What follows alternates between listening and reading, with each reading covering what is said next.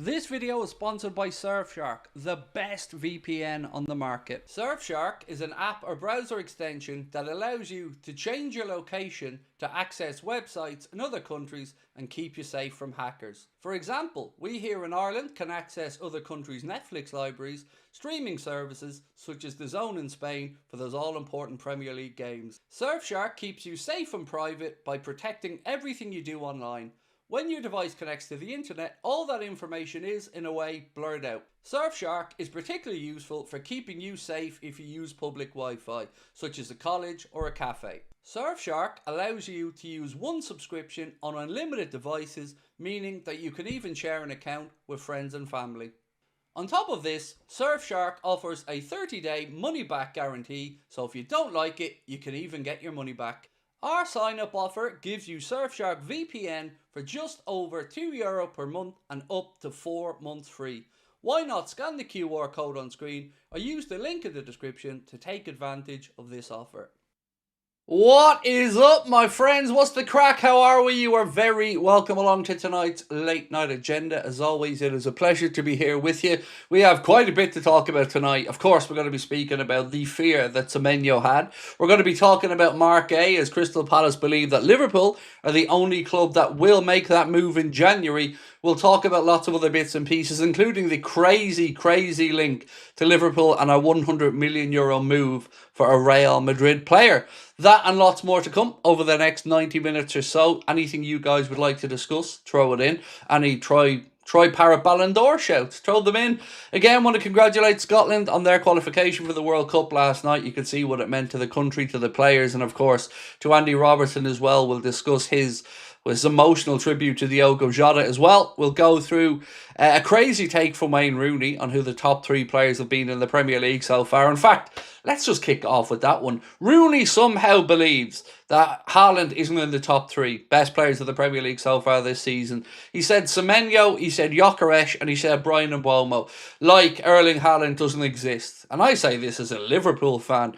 If you're going to talk about the best 3 players of the Prem so far this season and not put Erling Braut Haaland's name in the mix, I don't know what else to say. You know, you can insert your own word there for that take from Rooney, but it's nuts. Absolutely nuts. I want to say a huge thank you as well to so many people who messaged and emailed me after last night's stream just to check in on me. No more so than our chief mod, Keane. Keane, thank you, mate, as always. Checking in on me to make sure I'm good. Appreciate it. Meant a lot to me. And it was just one of those really weird days yesterday. Some stuff happened that I couldn't talk about. But yeah, we're good to go today and appreciate you guys dropping in. Right. Sun just coming up 20 degrees here, said 60s red. Well, it's far from 20 degrees here, dude. It's absolutely Baltic. Over in Ireland, or at least here in Wexford at the minute. Really cold. And of course, what happens when the heat comes on in my house? It breaks, of course. But thankfully, we managed to just about get her going again. Right, let's get going. Let's talk about some of the stories in the news today. And where shall we start? Let's start with... Shall we start with the story that I spoke about this morning coming out of Bild, which is a bit of a crazy one, but I wanted to get your take on this. So Sport Bild over in Germany has said that Mohamed Salah is increasingly becoming a major problem for Liverpool and for Florian Wirtz. It's noticeable that he's overlooked Wirtz and hasn't made any of the summer signings, who cost together about €500 million, shine. Salah has provided 3 assists this season, all of which led to goals, all for the players who've been with the club longer. Now, let me just break this down a little bit. Well, any assist ends in a goal, so that's some top level fucking punditry there. Imagine laying on an assist and it leading to a goal. Oh, shock horror. Talk about the assists that don't lead to goals. They're just passes. Anyway, I don't know what they're trying to do here, but it really feels like they're stretching. Like, imagine saying all of the passes were to players who've been at the club longer, as if that's an intentional thing from Salah. Look, I've been critical of Mohamed Salah this season. I've said what I've said about wanting to move past Salah into the next era of Liverpool players, but that is absolutely clutching at straws at the finest level. Look, there was a pass he didn't play to Wirtz. You know, I've called that out, you've called it out, but my God, come on. That's just nonsense. Absolute nonsense. I get that they're trying to back up Wirtz. He's German, I get it. But come on, to try and say that Mo's intentionally not passing the ball to Florian Wirtz or to other players because they're new into the club. It just feels like a big stretch there for me, folks. So yeah, I wanted to get your take on that one.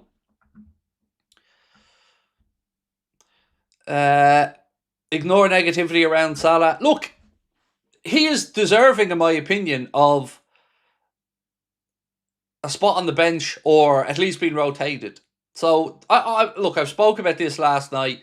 It's a really tricky situation when you're talking about it from a Liverpool perspective, when you bring Mohamed Salah into the conversation. But you can't ignore it either. And like we've said many times, we're going to get a little chance to see what life may be like in the future as Salah's off of the AFCON, and we'll see if Arna can figure it out. The big test will come, as I've said many times, if it starts working, if it clicks and Salah's at the AFCON, what does Arna do when he comes back? Because everyone always looks for a scapegoat, and maybe people feel like I'm scapegoating Mo a bit here, but I've always said the same thing. Mo and Virgil are talked about on a different level, as with Alisson Becker. They are superstars. They are the creme de la creme. So if they're not performing, it will be spoken about more than any other players. And at the minute, Mo hasn't been hitting his level, but neither has a lot of other players. So we'll talk about that as well. Do you know what's really surprised me though? So many forums that I've looked on, the amount of people who've just lost hope in the manager, it really is more than I thought initially. And I've spent my time today, yesterday, and always reading up articles, reading other forums, and trying to kind of gauge where the Liverpool fan base is at. So I wanted to start off tonight with a conversation around how you're feeling about Arne Slot and whether you've given up hope. Stevie Boy last night kicked off with a message, and again, you could see Stevie Boy has a regular viewer of the channel, very good contributor. He's lost faith in the manager. So I want to just ask, do you still believe in Arne? Because I understand people with doubts. I really do. I do, but I do think he still has some stuff to prove as well. So let's start off tonight with a conversation about the manager.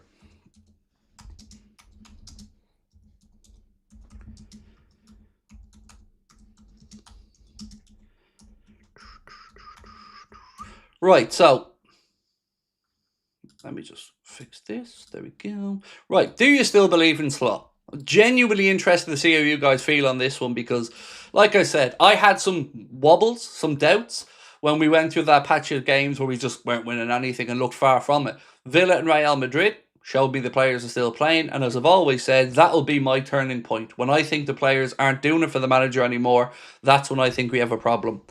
But I'm not there yet. Russian Honey Badger said, if we get Semenyo, then what's with Elise? I don't think we get Elise. If we get Semenyo, I think you can forget about the Elise thing. Actually, while you guys are typing out your answers, I wanted to just talk about a story that is kind of coincidental after yesterday. So yesterday I told you guys what I heard about Marc Guéhi, that he'd given his word to Liverpool and that he will become a Liverpool player at some point, whether it be January or the summer, I don't know. Then today Sky Sports run a piece, and the piece said, Crystal Palace believe only Liverpool may make an attempt to buy Marc Guéhi in January. They go on to say the feeling around Selhurst Park is that the other major European sides interested in Guéhi are only willing to get him as a free agent in the summer. So this again should tell Marc Guéhi and others how these clubs actually act. Liverpool are interested in him because they're interested in him. These other clubs seem to be interested because it's a potential cheap deal for them. And then you're getting the story saying that they're balk at his wage demands. Well, I think they're just hearing that he wants to come to Liverpool. So I'm intrigued to see if we do make this move in January for him because, you know my take. We need a centre-back. Marc Guéhi would be more than good enough. But I hope this again kind of backs up what I said to you yesterday and the information that, I'm never shy about giving you if I believe in it. And like I said yesterday, my information is that he's given his word to Liverpool that he will become a Liverpool player. When that is, I don't know. Right, he gets a free pass. This Slot does year on off the pitch. I understand that. I would never say anybody gets a free pass. I think that's gone too far in the other direction. But I do completely understand what you're coming from. It's been a strange time. And there was a very, very good piece written by Paul Gorst. Now, everybody knows I have a love-hate relationship with the Echo and particularly with some other journalists. But Paul Gorst wrote an absolutely wonderful piece about Diogo, Jota, Andy Robertson, the tribute that Robbo gave, and, the turmoil that's been going on since Diogo's passing, I would certainly urge everybody to have a read of it. If you want an immediate link for it, just check out the Anfield Agenda X account. You'll see a link there to the post. Because unlike the Echo, I'm not afraid to credit people when they do good work. And that was a really, really well written piece, a very poignant piece from Paul Gorst. So certainly advise you to have a read of it if you can. It puts a lot of stuff into perspective and reminds us of the loss that these guys did suffer. You know, Andy Robertson speaking about him and Diogo dreaming of this World Cup, what it would feel like to go to the World Cup. Diogo missed the last one through injury, and of course, Robbo and Scotland didn't qualify. So this was something that he mentioned they spoke about a lot, and he said he just couldn't get Diogo out of his mind on the day of the game. He was just thinking about his mate, and it really did hit home. You know, it really hit home the impact that it had on these guys. And as Paul says in his piece, no other clubs had grievance counsellors in with the players in the summer window or during the summer training period, which kind of just, again, speaks about how deep this cup for a lot of those guys.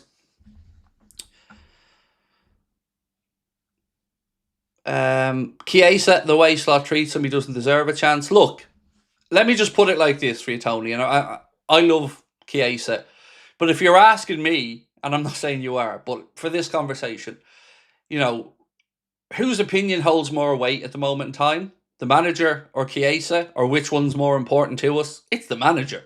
You know, it's got to be the manager. Now, I agree with you. I think his treatment of Chiesa has been shameful. But if you're going to say you're putting faith in one, for me, it's the manager. Because the manager has the ability to have a far bigger impact than an individual player. But I do agree with you. I don't like what he's done with Chiesa, and nor do I understand it.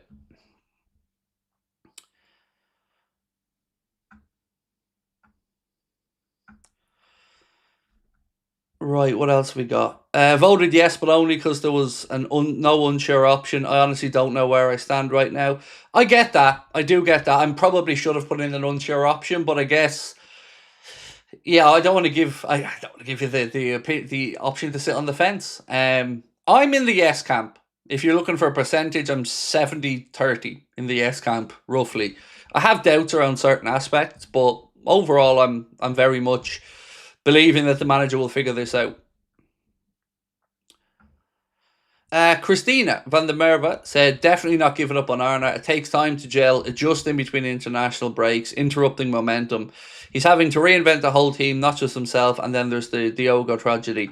Yeah, there's a lot going on, but, Christina, to play devil's advocate, my friend, somewhat, all the other managers in the Premier League have to deal with the stop-start nature of the international breaks as well. So I hate them. I hate these 3 breaks. I'm glad next season it's only going to be 2, because it really just gives you no chance. You know, even if things are going well for you, like they are for Arsenal, you don't want the break to come. You want to carry on in that good vein of form. Then for clubs like us who, you know, go into it off the back of a loss, you want the break to be over as quickly as possible so you can go and get back to winning ways.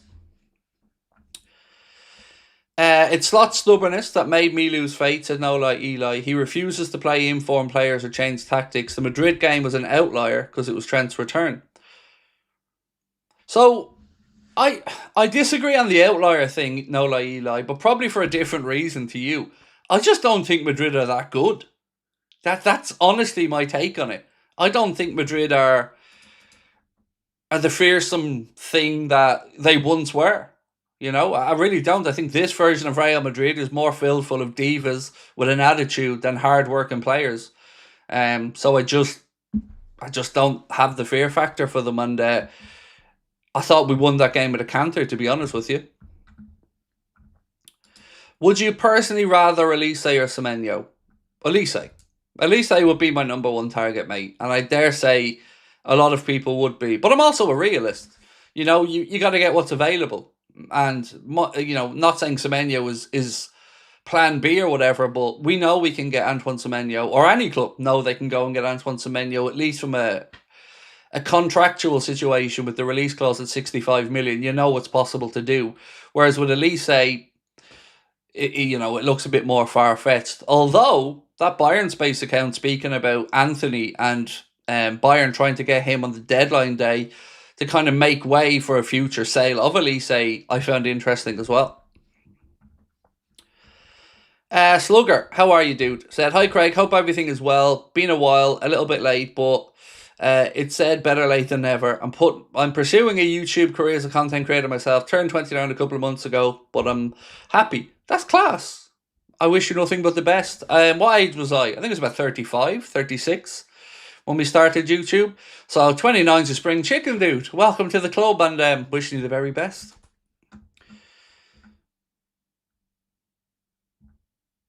Right, so let's get to this crazy Vinny Jr. story, because I see a lot of people coming in very confused. Let me just say from the start before I read this out, in no way, shape or form do I think this is real. It's so crazy that I just wanted to bring it to you so you can see the level of shite that's out there in the market. This, I believe, comes from ENQUIRIES, and they say Liverpool are weighing up an offer of €100 million for Vinicius Jr. as his relationship with Real Madrid manager Xabi Alonso continues to be frosty. Vinicius would slot in perfectly on the left-hand side, the opposite flank to Mohamed Salah, and provide Liverpool with balance. No, he wouldn't. No, he absolutely wouldn't. His attitude is not what we want at Liverpool. As a footballer, the man is blessed with unbelievable talent, but his attitude stinks. And there's no way that Liverpool are going to make a move for Vinicius Jr. Absolutely none. Zero. So this is another example for me of a Spanish outlet just throwing darts at a dartboard with pictures of people and numbers on it and coming up with 2 and 2 and somehow that adding up to 9. It's so fucking far-fetched that it's unrealistic. Even the price tag, €100 million, about 86, 87 million pound. Really? I'm sure that Madrid, I know his contract is running down, but yeah, that's just nonsense. But for shits and giggles, would you want Vinicius Jr.? Give me a thumbs up, a thumbs down, a yes or a no, whatever's easiest for you to do.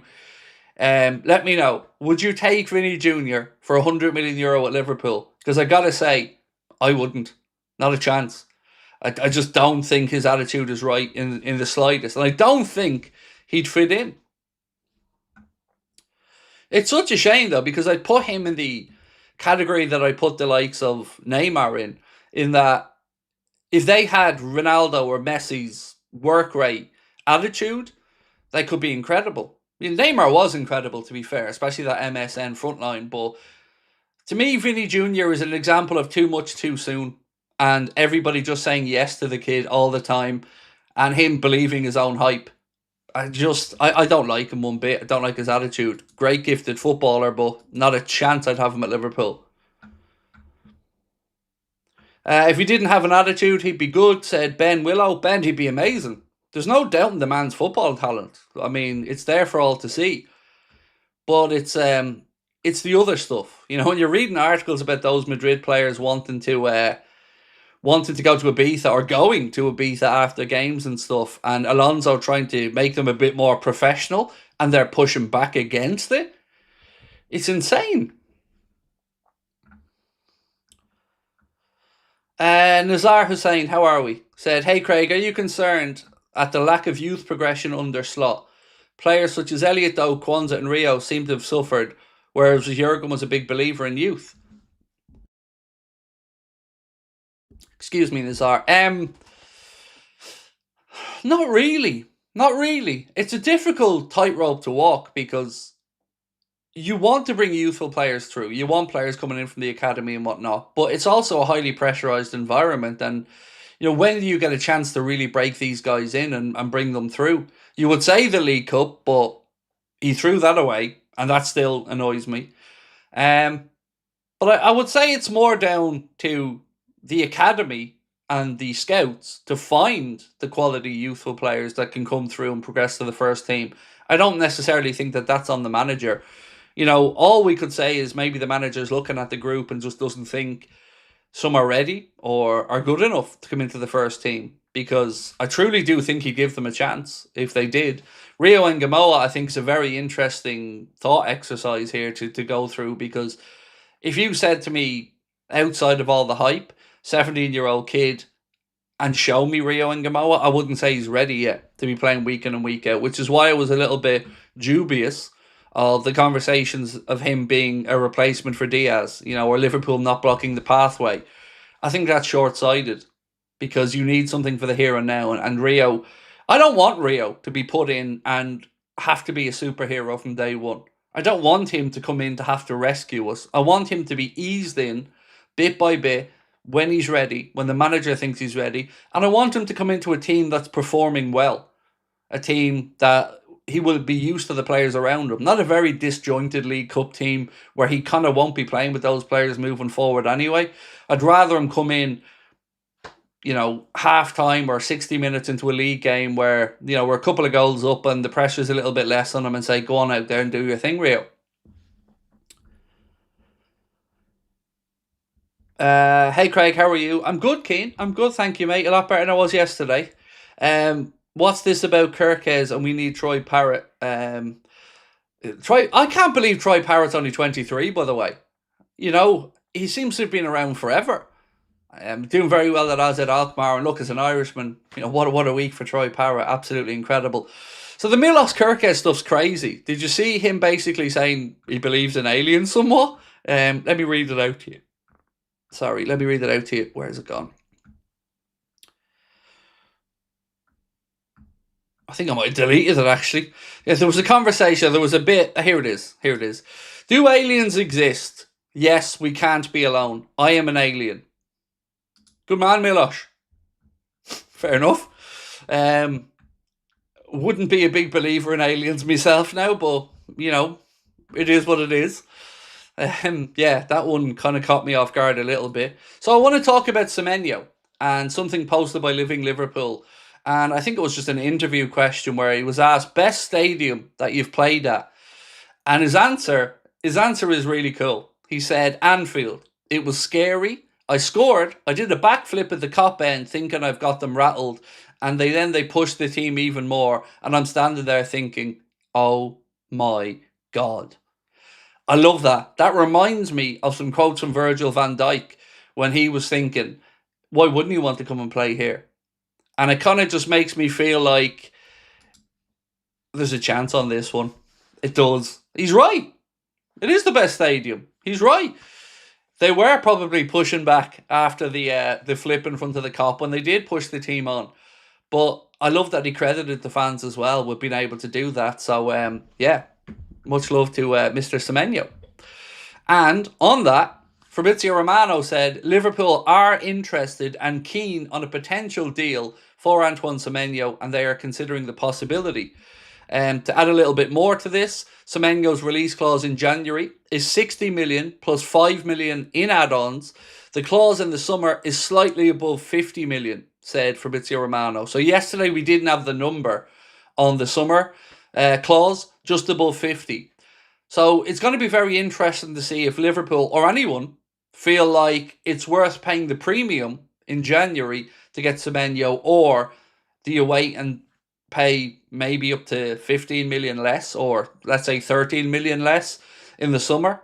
What do we think is going to happen on that one? Because I'm on the fence. I really don't know what to expect. If we were making a move in January, I think it's more likely to get a centre-back, but there seems to be a lot of chatter about Semenyo. Now, I don't have anything that I've heard on this that I can add to the equation, but I'm starting to get excited because I really didn't feel like we were going to do anything in January. Over the past few weeks, I felt like the conversation and the narrative has been probably more unlikely than likely, but starting to pick up a little bit now over the last few days. The day Semenyo destroyed our defence, he was damn good that day. Look, it still annoys me, Paul, that he had that free run from inside his own half, but it was just a good example of what he's about, isn't it? Two-footedness, pace, power, directness, and of course, a good finish as well. FC Pitchside, how are we? Said, hi Craig, him and Guéhi in January, thank me later. Well, look, I'd be very happy with that, my friend. That would tick a couple of boxes for me, and that would, that would increase competition, which can only be a good thing. So I'd be all over that. I just don't know what to expect. I'd love it though. Unless you know something I don't know, in which case do share.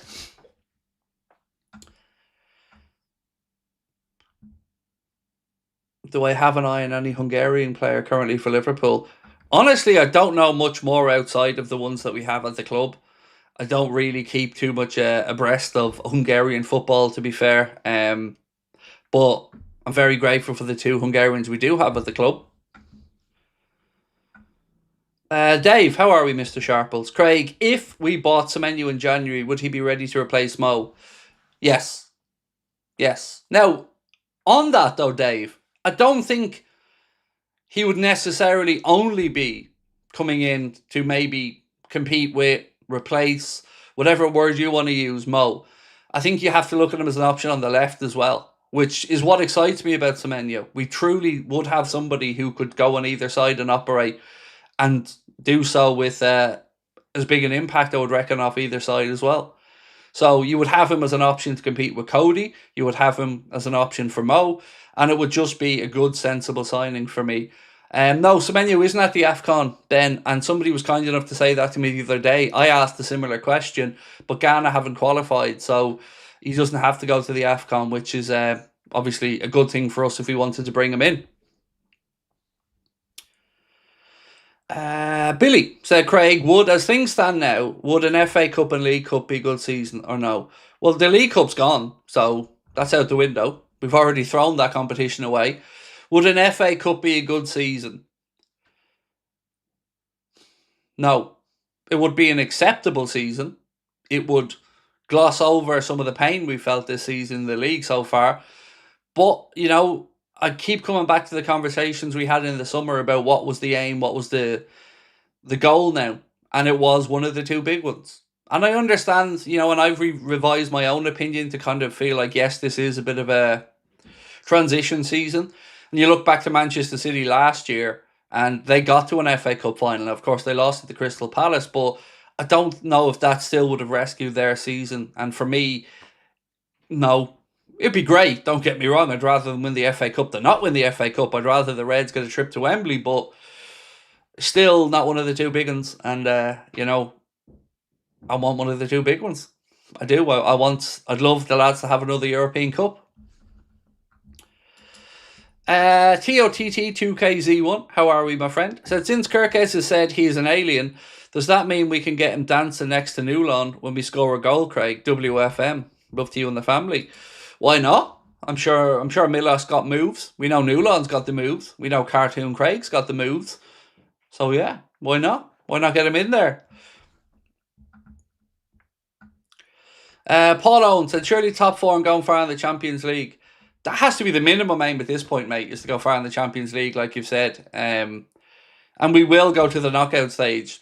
You think we're pretty much at this point going to do that. It's a matter of do you get top 8 in the Champions League or not. And of course, we've got PSV Eindhoven coming up after Nottingham Forest. So Forest Saturday, PSV Eindhoven then coming up on the Wednesday at Anfield. And you'd have to think, you know, barring a catastrophe, that's another 3 points of the Champions League in the bag. Right. John Edinger, how are we, sir? Hey, Craig, sorry I haven't been on. My apologies for going off topic. But congrats to Ireland on moving on. Now, why does Ireland still have to qualify while Scotland is in? Appreciate your time. Scotland finished top of their group, so they go directly into the World Cup. Ireland finished behind Portugal in second place in the group. And we're a pot 3 side, so we're going to be drawn away from home. There's a one-legged playoff semi-final and final, and yeah, we finished second in our group, so we're going to be away then for the semi-final of the playoff, and if we get through that, we may be at home depending on the draw and the way it goes in the final of the playoff. So, but look, man, if you asked me a week ago would I have taken Ireland being in the playoff, I would have bitten your hand off, and I would have also said I didn't think it was possible. But Troy Parra, 5 goals, 2 games, 2 victories over Portugal and Hungary. You know, I'm so happy that there's at least a possibility of Ireland going to the World Cup. Now, we got to wait until March for those playoffs, so it feels like quite a long time between now and then. But yeah, very happy. And look, Wales are in with a shout there as well. Northern Ireland, I think, by virtue of their Nations League performance, I think they're in there as a potential playoff. So fingers crossed, as many of the home nations can get there as possible. But gotta say, absolutely buzzing for the Scots. You know, I've been watching lots of content over the last 24 hours, just seeing what it means to the Scottish football fans and the players. I know that feeling. You know, I remember celebrating when Ireland got to Italia 90, and Scotland haven't been at a World Cup since 1998. I think France, which is a generation of Scottish fans that haven't been to a World Cup. So yeah, delighted for them, and of course for Robbo. Liam said, for you, sir, and chat, favourite ever Anfield goal. Oh, I'm going to say it's Steven Gerrard's against Olympiacos. I'm going to say that one. Because I remember watching that game like it was yesterday. I was still living at home, obviously. I was ill, so I was sick that day, and I was sitting on the end of my bed watching the game. And I remember the substitutions, and I remember just thinking, I think Pongo came on, I think Neil Mellor, if I'm not mistaken. And then I just remember thinking, this isn't going to happen. This isn't going to happen. We're going to go out of the Champions League. I remember when, was it Rivaldo scored the free kick for Olympiacos, just thinking, fuck, this isn't going to happen. We've got to win by 2. And when that ball dropped to Steven Gerrard on the edge of the box, I had no doubt what he was going to do with it. But still to this day, it amazes me, the technical level of that strike and how he controlled it. And, give Andy Gray his credit as well on comms. It was a beautiful bit of commentary. What a hit, son, what a hit. It was just epic. So that stuck with me, and I'm going to say that one, mate, for me. I'm sure others will have many other great moments. I was, fortunate enough to be at the game Suarez scored against Norwich, where he scored the bag full of goals. Yeah, just that one for me. It's just incredible, Gerrard's Olympiacos strike, because it was just so damn hard, like, to control it. 9 times out of 10, that flies over. Garcia ghost goal for me, Craig. I went nuts. Gerrard close second. I was in Canada for that goal, and I still to this day remember was it Idiger Johnson had a strike right at the end that flashed across the front of the Liverpool goal, and I was fully sure that was in when he hit it. Yeah, I remember that one as well. As I said, I was in Canada. It was my daughter's first birthday, and still couldn't believe we did it. And I loved how much Mourinho was fuming. I fucking love that. J Bob said, Craig, this is what will happen this season. Liverpool win the Champions League, City win the league, and Arsenal end up with nothing. I said yesterday, mate, I just have a feeling City might do it this year now in the Prem. I'd still prefer Arsenal to win it, like I said before, for sporting reasons. But I do think maybe City are going to chase them down, and it will be interesting to see if Arsenal do have a wobble and how they deal with it. Pablo said Gerrard's FA Cup final versus Hammers, but that wasn't at Anfield. The question was at Anfield, mate. So yeah, that's why I said the Gerrard Olympiacos one, because that was just incredible. FC Pitchside, so they can't stand Arsenal. Sorry, rather City to win it. Look, for me, it's as simple as I don't want cheats to win it. And like I've said, I fully believe that City are guilty of the things they've been charged for. And as much as Arsenal fans will be intolerable, and as much as it will suck to have to see them win a league title, I would rather they did it, because at least I have respect for them. I don't for this incarnation of Manchester City with all the allegations against them. It cuts deep with me. If they're proven, how many football fans were screwed out of moments? How many football fans didn't get to celebrate, didn't get European place, maybe didn't save themselves from relegation, all at the hands of potential cheats? I could never want them to do well over anybody. That's just the way I feel. That's how strongly I feel about it. Because, of course, I get it. I do get how Arsenal would be unbearable, because they would. But that's football fans' job when you win shit, is to be unbearable and wind everybody else up. So, yeah, at least I could take that from a sporting perspective.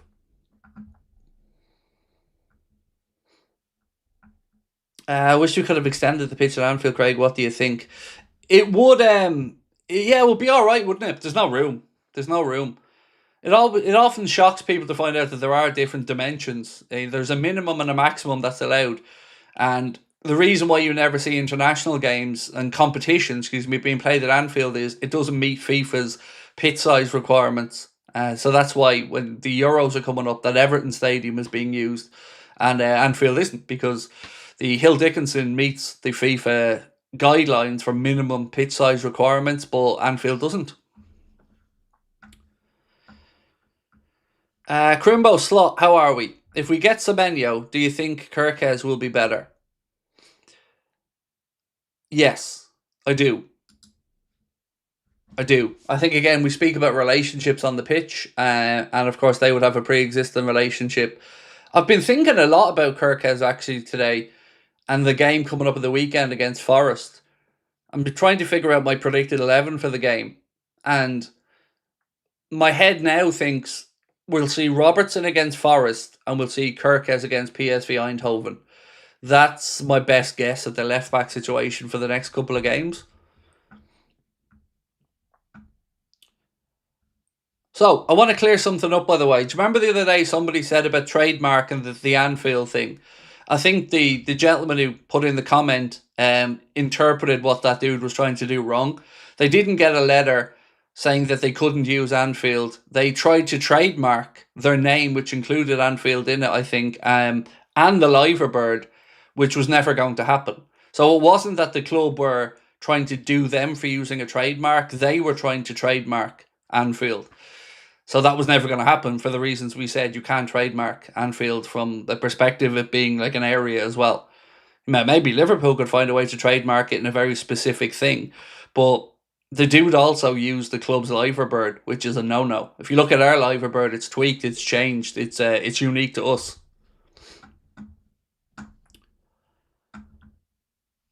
If Semenyo signs, what number does he wear? I've no idea. I haven't got a clue, mate. I haven't got a clue. You seem more cheerful today. Good stuff. Yeah, I am. Yesterday was a tough day for personal reasons. And I hate to bring that onto the stream, but I never mentioned that yesterday till somebody said to me, you don't seem yourself, and then, I was honest about it. But today, yeah, I am, thank you. I'm feeling far more upbeat and positive. Who won the African Player of the Year? Hakimi. Hakimi was awarded the African Player of the Year, and look, what a season he had with Paris Saint-Germain, so totally understandable, and congratulations to him. Right, let's check in on the poll. Oh, loads of votes on it already. So we asked, do you still believe in Slot? We'll let it go to 1,500 votes. So if you haven't voted, please take a second, because really would appreciate your input on this one. Right, let's get through some more of the news. Let me just fly through this real quick for everyone. So there's quite a few stories here that I'm going to go through, so bear with me for a couple of moments and then I'll get back in to deal with some of the comments. So the match officials have been announced for the game against Nottingham Forest on Saturday. Referee for the game is going to be Andy Madley. His assistants are going to be Adrian Holmes and Simon Long. Fourth official is going to be Adam Herzig, and then VAR James Bell and assistant VAR Mark Scholes. Richard Hughes and Michael Edwards have been nominated for the Globe Soccer Best Sporting Director 2025 award. I'm confused by this. Only one of them's a sporting director. And that's Richard Hughes, right? I'm confused by that. Look, either way, best of luck to both of them. I hope they do well and win the award. Arne Slot has been nominated for the Goob Soccer Best Coach 2025 awards. Globe Soccer, they misspelled that in the Anfield Agenda account. How dare you have a typo in our account? The bleeding state of it, lads. Come on, get the finger out.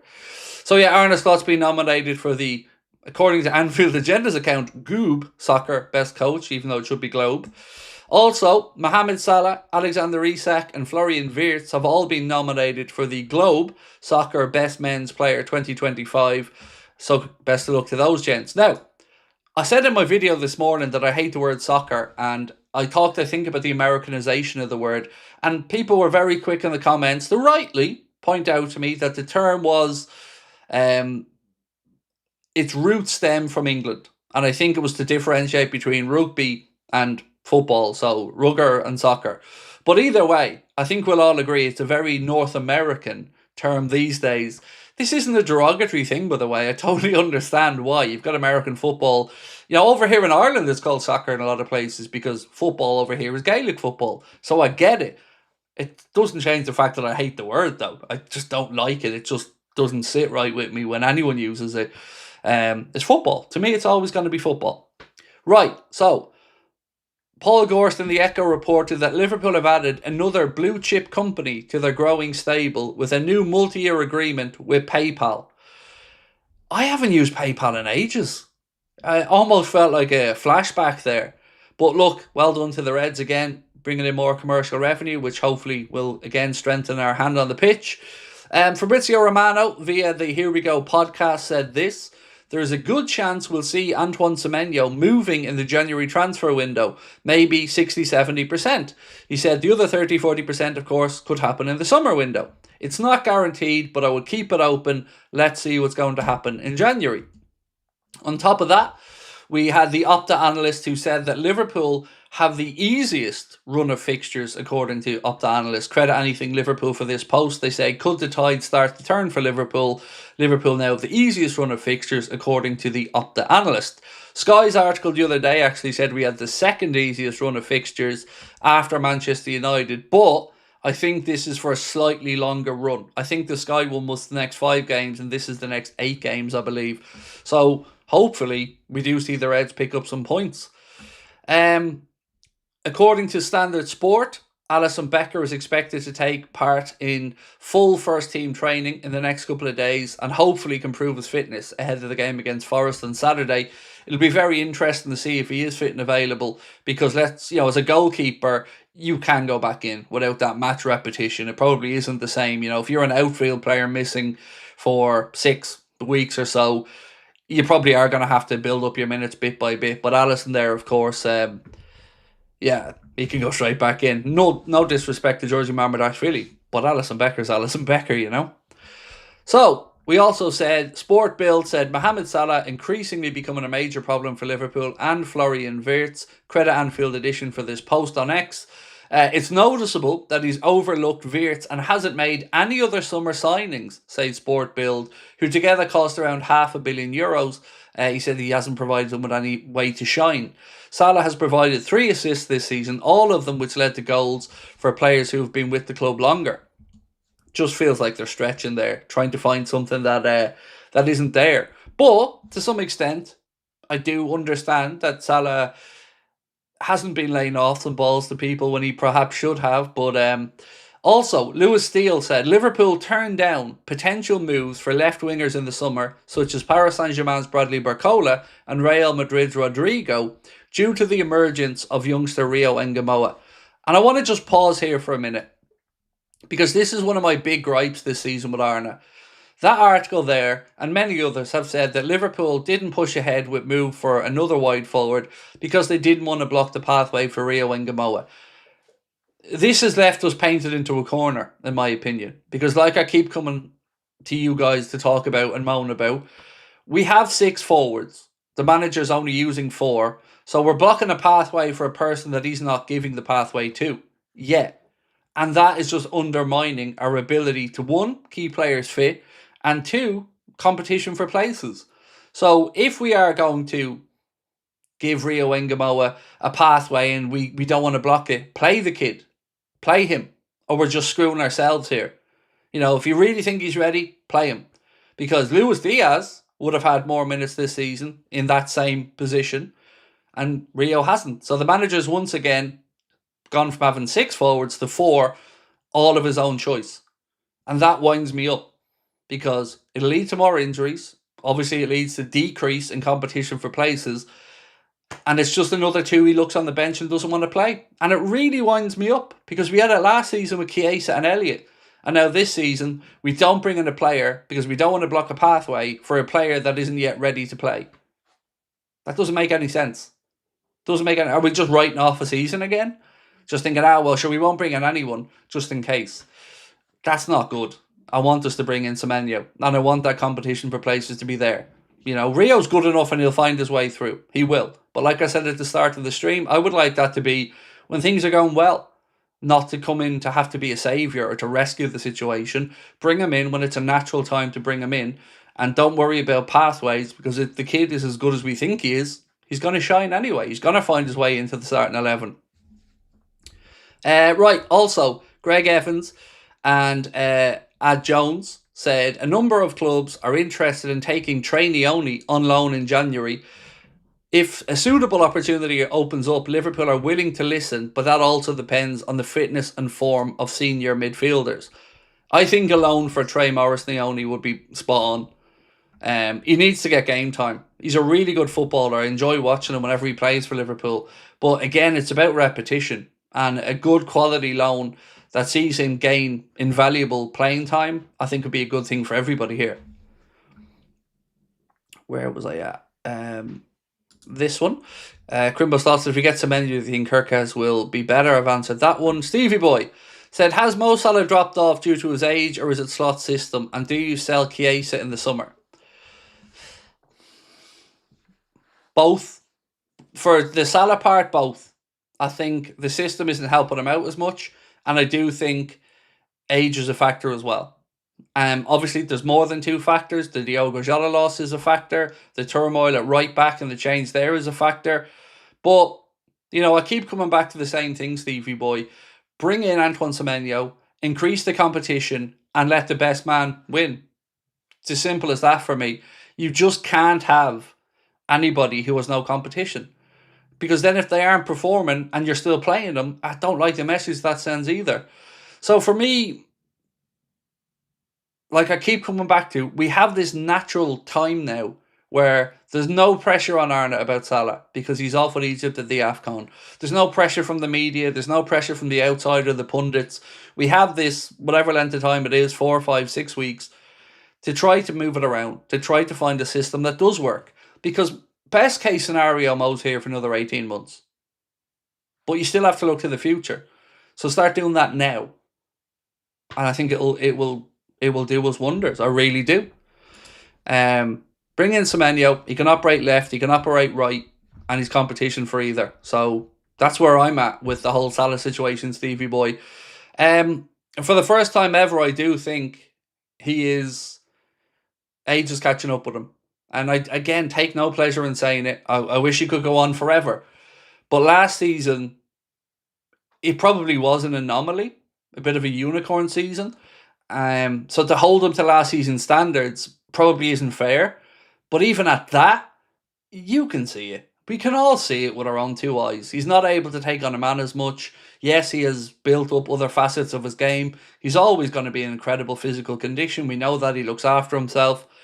But sometimes I think people are just afraid to say what needs to be said. And what needs to be said is, it isn't the same. He's not looking the same. We're not playing the same. It's impacting us. We can be all adults and talk about that, be realistic about it. He's not the only reason. But like I say, when you are the guy, when you are the highest earner, when you are the standard bearer, you get held to a different level to other people. Because you've performed at this level. And when you're not doing it, I think it's only natural that questions start about why that isn't happening. But what I don't like are excuses. Yes, the Diogo Jota situation is playing on all of their minds. Of course it is. But like you said yourself yesterday, mate, we weren't talking about the negative side of it when we won the first 5 games. We were talking about it, using it as fuel, as an inspiration to succeed. It's very easy to then slip into the negative thought process when things start going against us. But I'm going to put that to a poll, because I think the more of a sample size we can get here, the better it will be for the conversation. Because, you know, I can just give you my opinion. Drum Thump said 40% lost games since we went out of the Champions League. Yep. Look, I think, mate, if we were to have a conversation around our form, I don't think you can start it off with this season only. Because for me, the problem started at the end of last season, when we did drop off intentionally because we'd won the league. Going out of the Champions League at the first knockout stage, albeit yes to the eventual winners, it has to be seen as a failure. It has to be. We topped that league table and we came nowhere, straight out in the next round. And it all went a little bit south from there. We lost the League Cup final to Newcastle. You know, these all play into this season to me. It didn't just start when the new season kicked off. The warning signs were there at the end of last season, but everybody was willing to let it slide because we'd won the league, which is totally understandable, but I ain't that guy. I'm somebody that thinks standards have to be maintained all the time, or it's hard to switch that back on and off.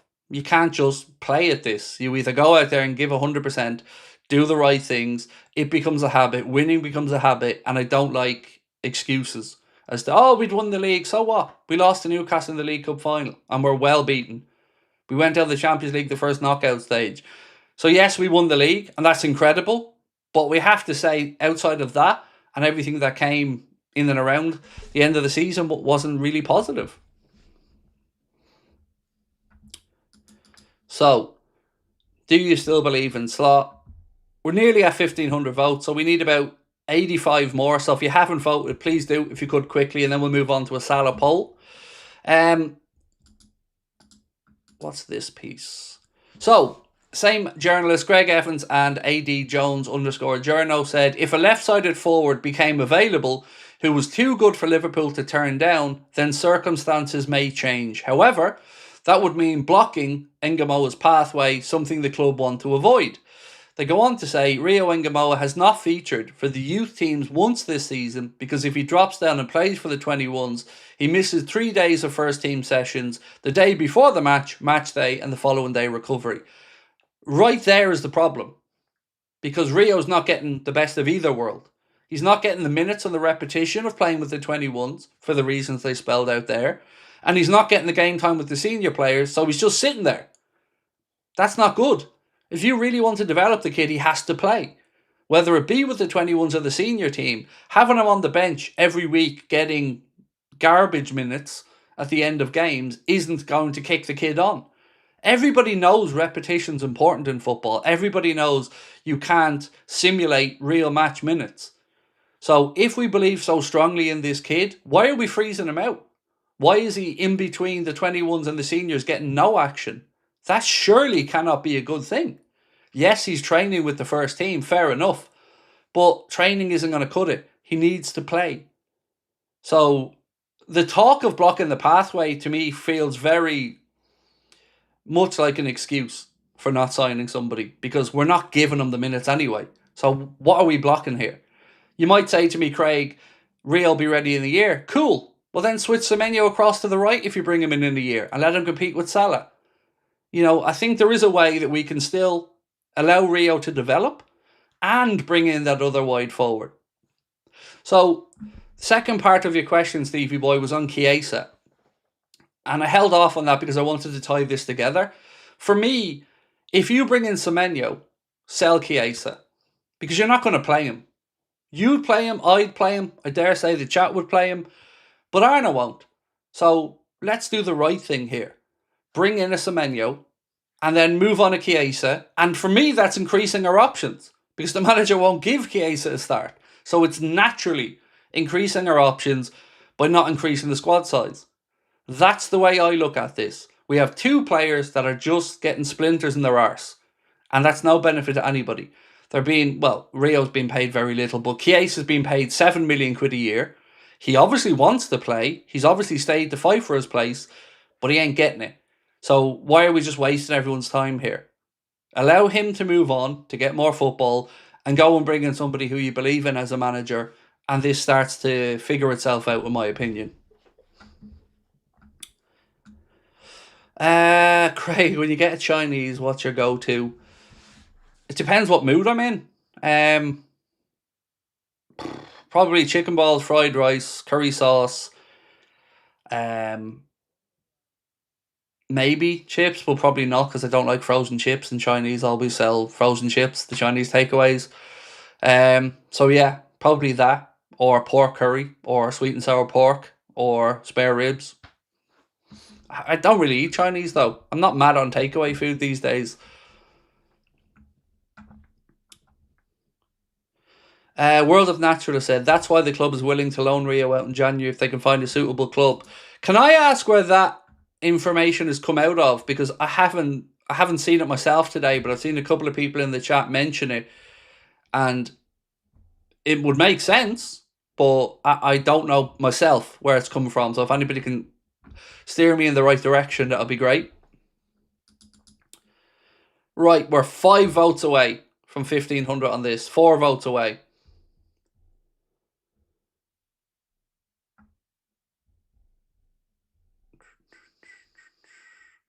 Kirkez isn't Hungarian, he's Serbian. Well, he's playing for Hungary, so, you know, when we're, for the sake of a football conversation, we will refer to him as Hungarian. Right, there we go. So 67% of people said yes, they still have faith in Arna and they still believe in Arna. Good. I hoped it was going to be higher, but that's still a good starting point. Right, let's get this one up.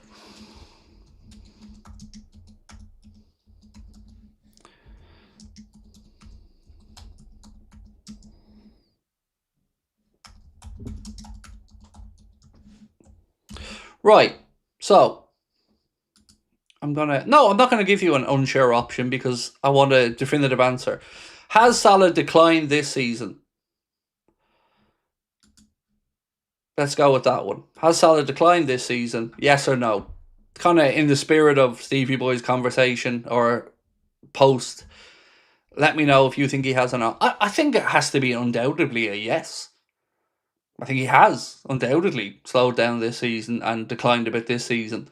He's not on his own, but again, we're talking about the talisman here. The guy who is paid the most, the guy who is the standard bearer.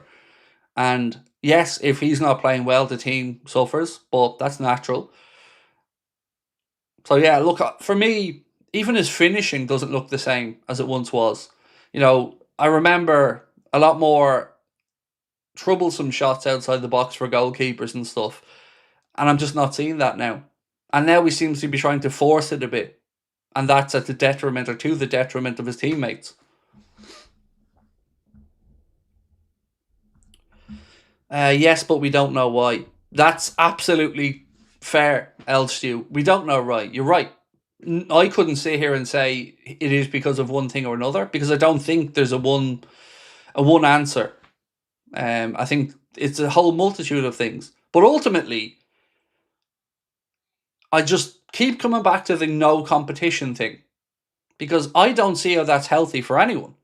You know, if you're in your job and you're not performing as well as you could and there's no pressure on you from the boss, I mean, you're just going to carry on, aren't you? Now, I'm not saying Salah's not trying or anything, but I think if you have somebody breathing down your neck, it's naturally just going to up your levels a little bit. You know, whether it's a young upstart and you're thinking, you're not coming in to take my place. This is my fucking position. That's the way I think about these things in sporting terms. And the whole reason, by the way, for the conversation here is not to knock Salah. It's to talk about options for us as a team. So nobody's coming on here trying to run down a great man. But we got to be realistic in the conversation. If we can't have an adult conversation without people saying, but he's a legend, but he did this, but we're not talking about that. Nobody's denying any of that. That's all clear as day, bona fide, club legend, 100%. No matter what else happens, the man's a legend and always will be. But that doesn't mean there isn't credence to the idea that he's not the same or that we're not as good a team with him in it now because of the stuff he isn't able to do as much anymore, the defensive stuff, the tracking back.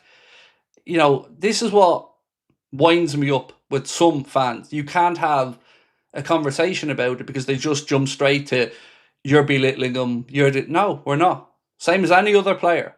If they're not performing, like Canade. We've had Canade conversations this season multiple times. We've had conversations about Kirkheads. We've had conversations on the right-hand side.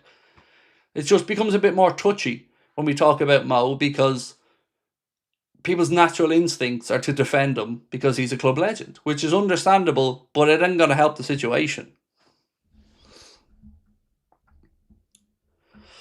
Have I ever spoken to Jonathan Morley? Not directly. A couple of messages have been exchanged, politely I should say, behind the scenes. I don't know Jonathan as a person. I know of him, but he's not somebody that I know personally. Really proud of the weight loss that he had, though. Fair play to him. That's incredible. And should be a great example and inspiration to others as well. So yeah, don't know him personally, but of course know of him. Is Semenyo a done deal? I don't know the answer to that, mate. I really don't. Yeah, I wish I did. If I did, I'd tell you. But at this moment in time, you know, I won't come on and lie to you. I have no idea what's going to happen with Semenyo. But I know as a fan, I think if it's possible in January, I'd like to see us do it. because I think it would give us just a better chance of success this season. How about Jared Branthwaite from Everton? Look, if that was feasible, man, I'd take Branthwaite to Liverpool in a heartbeat. Really, really rate him as a player. But I just don't think there's any chance Everton are selling us Jared Branthwaite. Shakur White said, agree with you, Craig. Salah is a legend. Even if he gets 10 goals this season, it's recency bias that some people have with the man isn't a robot for one game. But recency bias is sort of important, right? Because football is about the here and now. So it is kind of an important thing. Like, if you're not performing now, that's when the team suffers, be it him or anybody else. So I do think recency bias when we're talking about sport is important. We're not weighing up his place in football history. Then yes, you think if he's not performing now, that might not come down a few notches on the list with people. But from a sporting perspective, recency bias is kind of important.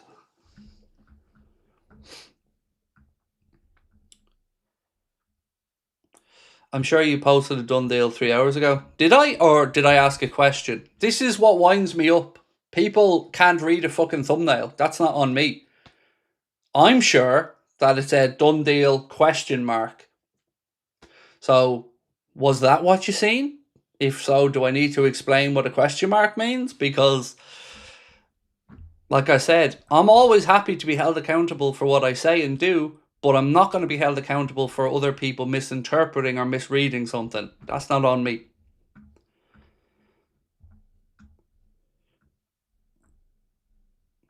Salah will forever be a legend for what the man has done for the club. There's not too many that have done what he's managed to achieve with us. Big up Salah. But again, Kyle, nobody's trying to say that's not true. That's not what we're talking about. You've done the very thing that I've said let's not try to do in this conversation. Because let's just take it for granted, the stuff that you've said. Because you're right, he is. But I would hope that that's a given, dude, We all know he's a legend. That should be a no-brainer. Craig, I think Guéhi fixes our Canade problem. Will reduce our goals conceded by about 40%. Well, I definitely think he does fix that Canade problem. And again, when we're talking about the Canade situation, I will still come across and say, I would still say a big part of that is a lack of competition. Because, if, let's say, Marc Guéhi was at the club now and Canade wasn't playing, well, Marc Guéhi is playing. And then if Marc Guéhi is not playing well, Canade is coming back in. We're not seeing a willingness to use Joe Gomez. So Canade, again, like Salah, is just having a free run at it, where it doesn't seem to matter what the form is. There's nobody there to put pressure on them. Now, of course, in the centre-back situation, we were a bit unlucky. Because, of course, Giovanni Leone picked up that ACL injury that nobody could have foreseen happening. But we still don't have competition there. And like I've said, competition's a healthy, good thing in sport.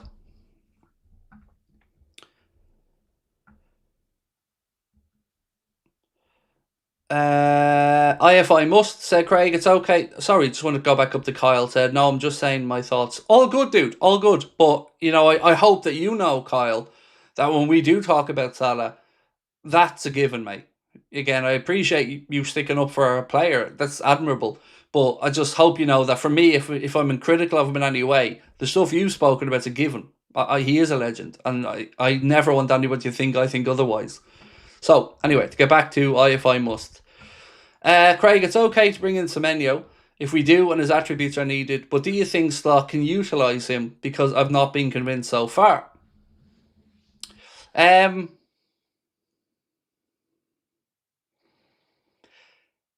Yes, in the same way he would have utilised Diaz.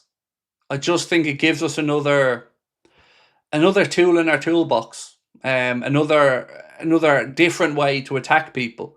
Because with Semenyo, he has the height, the physicality, the pace, the two-footedness, the eye for goal, and the unpredictability that at times we're lacking.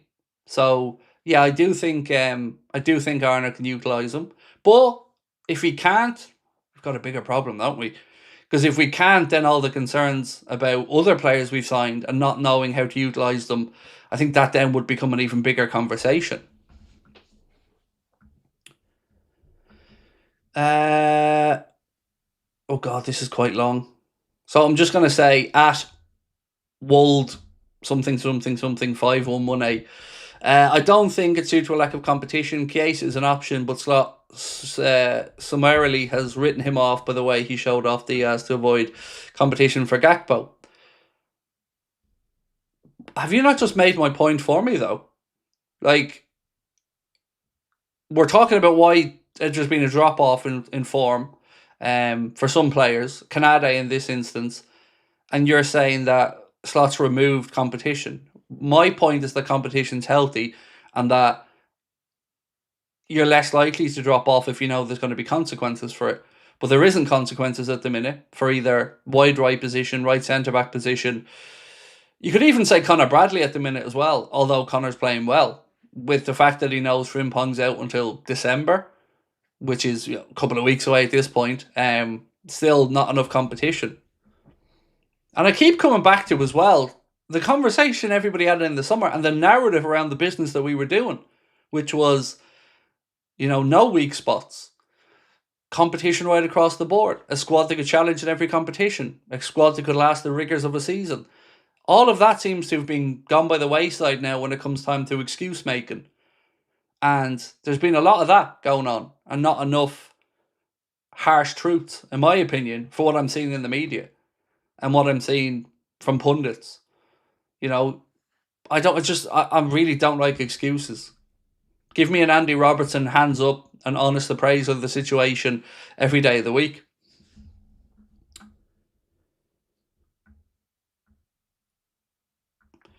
If you asked every player at Liverpool, even with Salah bad, would they want him in the team? What the fuck has that got to do with anything? Again, I don't understand what you're trying to say.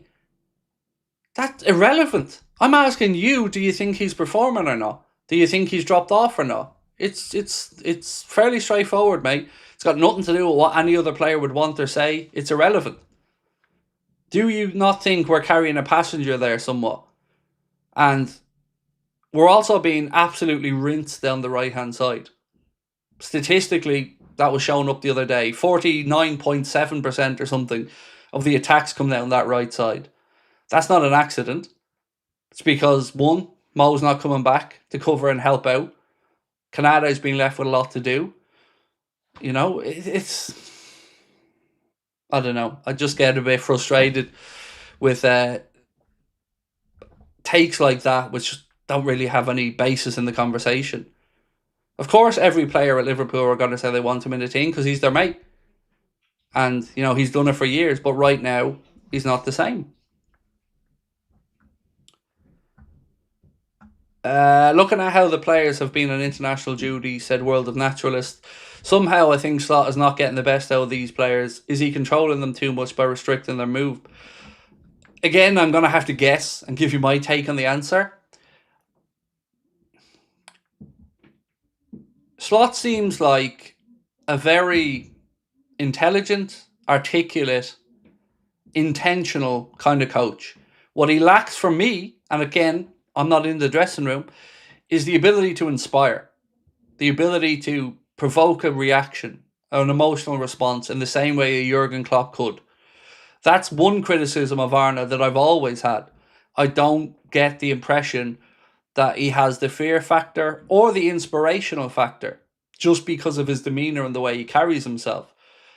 So, to answer your question, that's maybe some differential between players on international duty versus, what our manager's doing to inspire players. Because you've also got the weight of your nation on your back when you're playing. You've got that national pride as well to play for, and it means so much to your country if you qualify and things like that. But that is one thing that I would say would put in the negative column for me with Arne is I think he's too passive. Liam said, I'd phase Mo out for a summer sale, Semenyo in Jan. That's kind of where I'm at as well, mate. Because let's look at it a different way. Let's say we bring in Semenyo and Salah comes back to himself. Cool. Now we've got real competition and we've got multiple options for the manager. And then we really can start rotating players more and preventing injury. Because look at the centre-back situation. No competition. So we're going to play Canade and Van Dijk over and over and over and over again until one of them gets injured. That's what's going to happen. And it's the same in attack. If you aren't going to use Chiesa, then you're just going to keep playing Mo. Then the likelihood of him reaching fatigue or getting an injury are going to be increased. Right? So whichever way you look at it, I think numerically not having enough competition is hurting us in various different ways. He doesn't seem like a front line kind of guy. Seems like a backroom strategist. Klopp was a general. True. But look, as well, people respond to different things. So I'm sure that there are players in the dressing room who respond to a more tactical, calm reassurance. I'm not one of those people myself, but I can understand that there are. I just would respond more to either fear or inspiration. They'd be the two things that would kind of provoke a response in me. IFI Must said Salah is losing possession or isn't protecting the ball on the right. Our play breaks down so many times, leaving other players out of position. I would agree with that.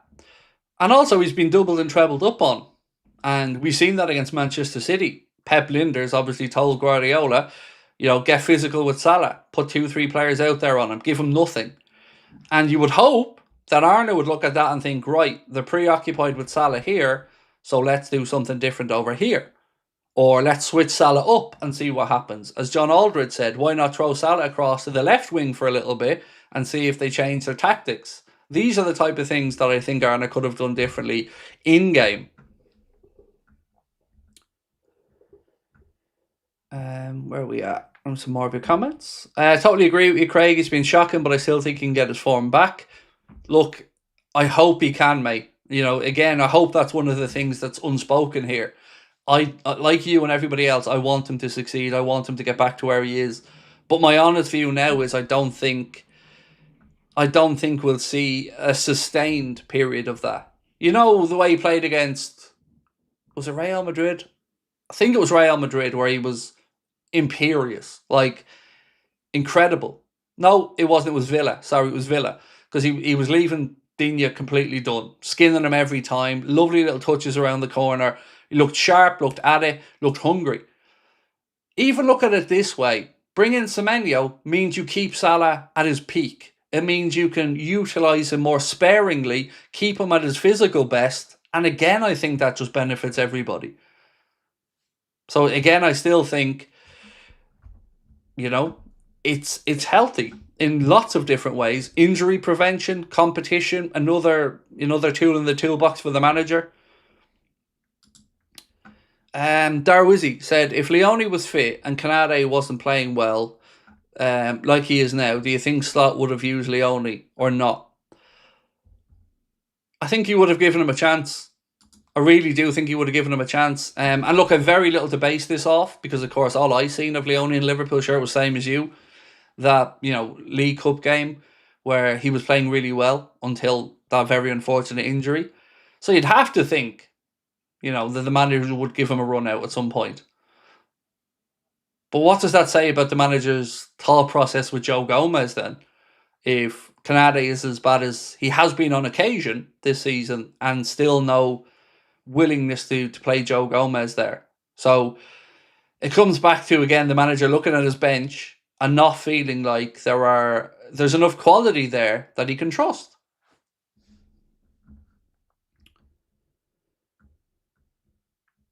Q Salah hat-trick versus Forest. Mate, again, that's what everyone wants. We all want him to succeed. For me, I really feel at this point, the politest way I can say it is it's time to start building towards the future. And building to get the best out of Wirtz, to get the best out of Isak, to get the best out of Ekitike. and allowing them to become the focal points of the team.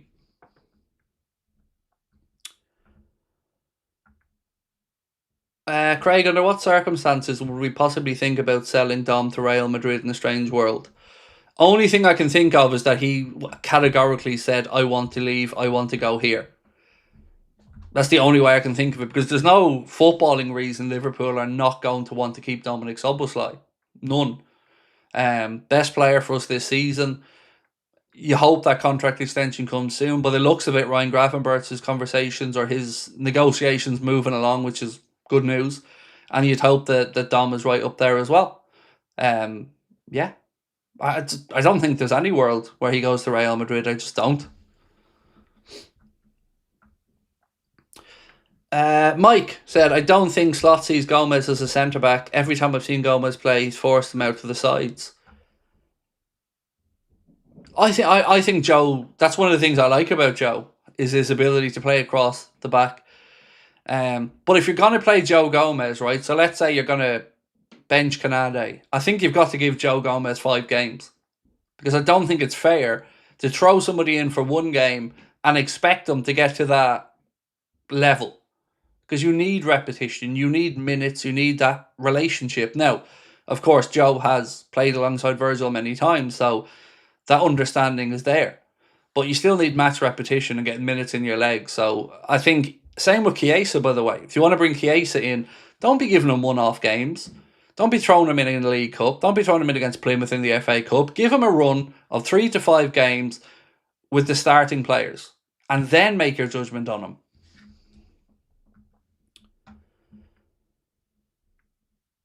Problem is, Slot told Salah last season that he doesn't have to track back and defend, and now we need him to. That is a problem. That is a problem, Gary. No denying that. You know, we went through some of the numbers the other day. I think it was Anything Liverpool that posted them. Let me see if I can find them, and we can kind of put that into perspective about the tracking back. 1 sec. I have them here somewhere. Yeah, here we go. So, Anything Liverpool put up a post to say, what happens when your right wing is a passenger in the press? And they go through the last 4 years of Mohamed Salah and his numbers. In 2022-2023, Mohamed Salah was making 0.73 tackles and interceptions per 90 minutes. In 23-24, it was 0.68. In 24-25, it was 0.81. And this season so far, we're at 0.37. So less than half of the tackling and interceptions per 90 minutes. Now, it's a smaller sample size, granted. We're talking about whole seasons there in the other perspectives, but it again just shows you that it's there. It's not non-existent. You're not imagining it.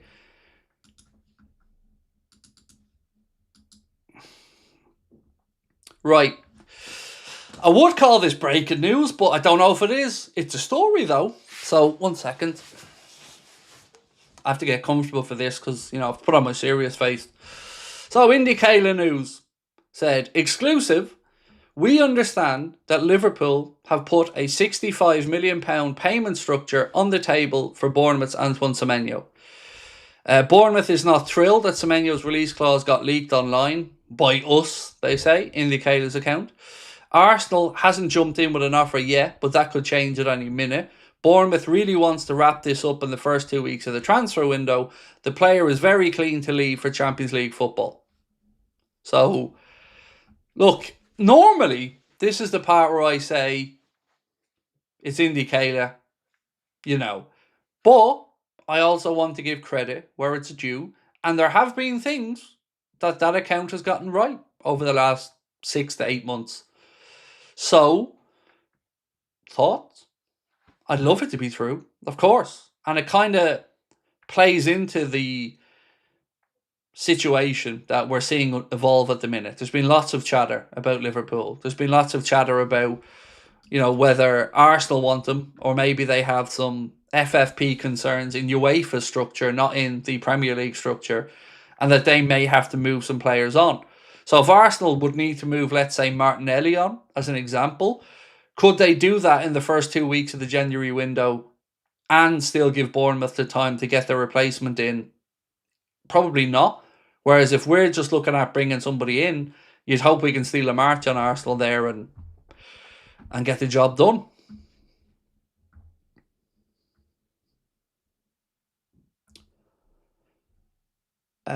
Do you reckon the intensity level has gone down since Klopp? Feels like we don't press enough. Definitely. Like, we've had so many conversations this season where I and others have said that they don't know what our identity is at the minute. And I think that's the fairest way to summarise all of this about what we're seeing from the players this year. Because it's not an accident that when we look hungry and we press well, we tend to get results. And the crowd gets behind the team as well. Look, the crowd are always behind the team, but it sets the tone. It just does. And if the press isn't right, we don't look like the same team. We need that tenacity, that anger, that aggression, or we ain't us. That's what we are. And Arne, I don't know if he wants us to become a possession-based team or whatever, but Liverpool are just better when they play with an edge and when the crowd are vociferously behind them, and when, you know, we're snapping into challenges and we're pressing the shit out of teams and we're just creating chaos. That's the Liverpool that we've all come to know and love over the last 10 years. But if Ireland's going to take us away from that direction and find a new identity for the team and the way we play, well, you better hope he keeps winning then. Because if you're taking away the identity of the team and the results aren't going well, it's going to be one of the first things that everybody talks about. Fans, pundits, ex-players, journalists. And at the minute, I haven't got a clue. You said to me, Craig, explain to me how Arne Slot's Liverpool play. Fucked if I know. At the moment. Right, so has Salah declined this season? We're up at about 760 odd votes. Do keep voting on this one if you can. The bigger sample size we can get, the better. So if you weren't with us yesterday, I did get a bit of information yesterday that I brought to the stream, and that information was that it's my understanding that Marc Guéhi has given his word that he will join Liverpool Football Club. I don't know when that is, though. I couldn't get that. I don't know if it's January. I don't know if it'll be in the summer. But then there was a piece that came out today on Sky that said Crystal Palace believe only Liverpool may attempt to buy Marc Guéhi in January.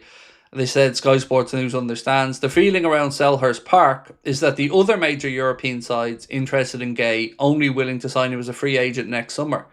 Surely that should say something to the player as well, right?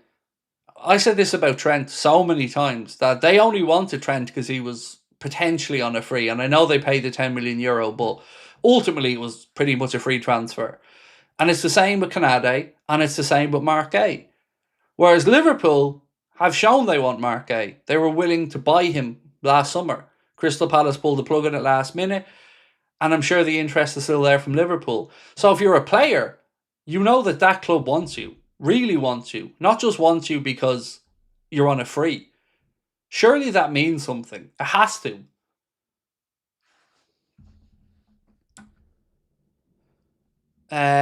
Stoneman said, where's everyone going with Robbo? 1 year extension or replace him? It's so tough. It's so tough. My instinct would be to say 1 year extension, but would the player sign a 1 year extension? Because it's not really showing a huge sign of faith, is it? If you're like, okay, here's 1 year. And I also think the answer may need to come a bit later in the season, because we need to see where Kirkes gets to. Because if Andy Robertson, if we're still having the conversation in February where we all think Robbo's the starting left back still, and he's the guy in possession of the shirt, the club have to take that into account, surely. So that's kind of where my head's at with Robbo. Would love an extension, but I think it would be prudent for the club to hang off a little bit longer. Because if Robbo doesn't come back, you're going to have to go into the market then for a left back backup, or bring Costas back in, which doesn't feel like the right thing to do.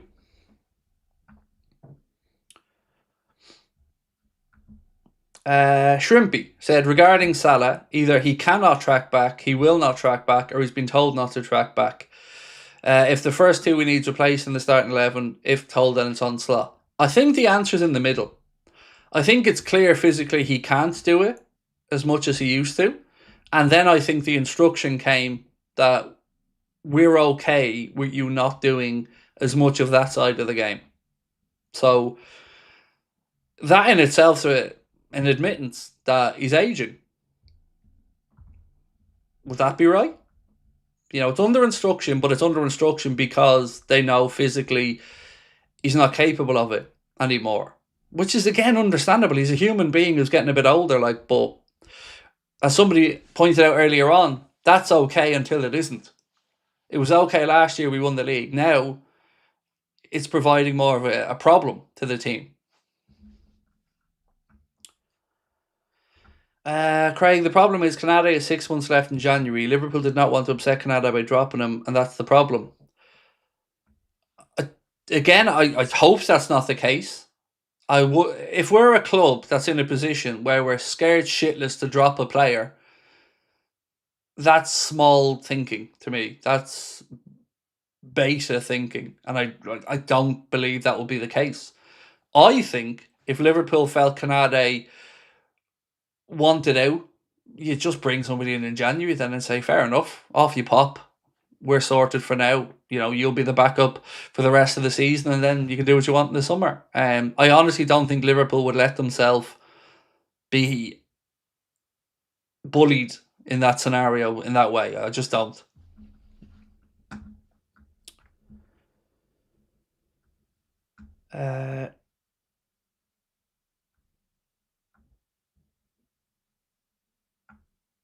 Somebody said about Trent. Was there a question about Trent? One sec. I'm just seeing an answer about it. So, Yaz King, let's go back to this. See if I can find the question. Hey, Craig, huge fan. Firstly, thank you, man. That means a lot. Appreciate you. If Trent would ever want to come back to Liverpool, would you take him? So we discussed this a bit the other day. It would have to be a very particular set of circumstances. So in life, I'm somebody who believes in anybody owning up to a mistake. And that holds a lot of weight with me. You know, if Trent said, let's say, I made a mistake, I listened to some advice and it got into my head and I got it wrong, and I want to come back to Liverpool Football Club, and if it was something the club could do and it worked out, I, as a fan, would think, well, he's a human. He's made a mistake. Shit happens. But the real problem, I think, comes with the price tag at that point. Because Madrid aren't going to just turn around then and go, yeah, he made a mistake. Give us the 10 million euros back and you can have him. So then you're into the point of Liverpool buying him back at a fairly substantial fee. And that's kind of where I'd say no. That's where I'm at with it.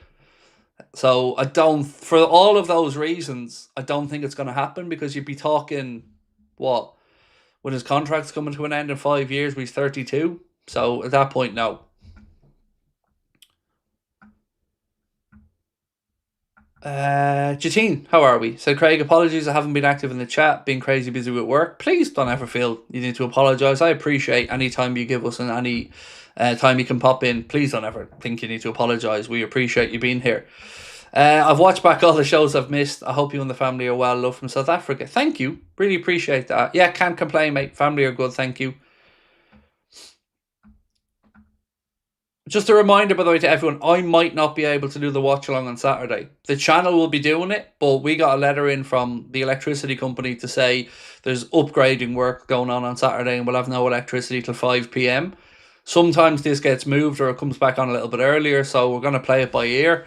Either way, we'll be doing the watch along. It's scheduled to be Connor as things stand, but if that changes, I'll be able to do it. If not, sure, I'll be back on for the reaction and a stream that night anyway.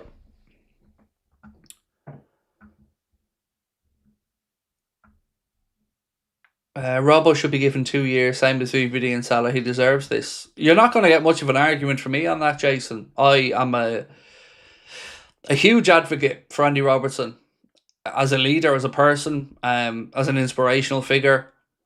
And last season he dropped off, but it felt like he was kind of playing catch up because of an injury. This season he's looking more like himself. So, you know, to have that good balance and competition between him and Milos for the next couple of years if the club wanted to do that. I don't think I'd have any issues with that at all. Again, we're talking about good, healthy competition then for places. Use your phone to watch it. Right, and how exactly will I manage to do the stream then? Haven't really thought this through, sir, have we? So yes, I can use my phone to watch it, but I can't do a watch along while watching on my phone and not having a green screen and not having the graphics and not having any electricity.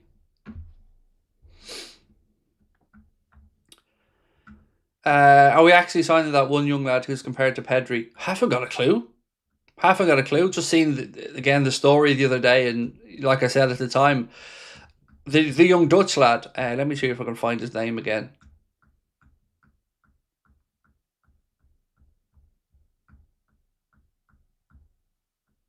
No, wasn't that one. This one.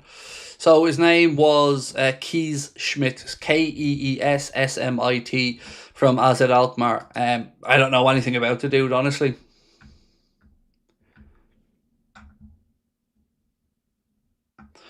Rent a generator. Yeah, that's it. I'll rent a generator, because that wouldn't at all be noisy. I'm off to Anfield to see my first game against PSV. Any tips for anything I need to make sure I do? Depends how much time you have in the city, mate. Get there early, soak it up, enjoy. Go in and have a drink or two in some of the local pubs. Go into the club shop. Again, just take it all in and enjoy yourself. It's going to be... I love nighttime football at Anfield. It's incredible. And, to see the Champions League banner and to hear the Champions League anthem there, I think you're going to have an incredible night. So, yeah, just enjoy it is what I'd say. And make sure... It can be quite cold, so make sure you've got a warm jacket, hat and scarf and stuff to keep you warm. Can't be any louder than Harvey snoring. Fair. I think my snoring's probably the worst of the lot, to be fair.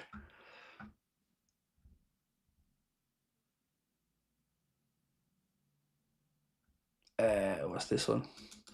Love the podcast. Got a real crush on Connor.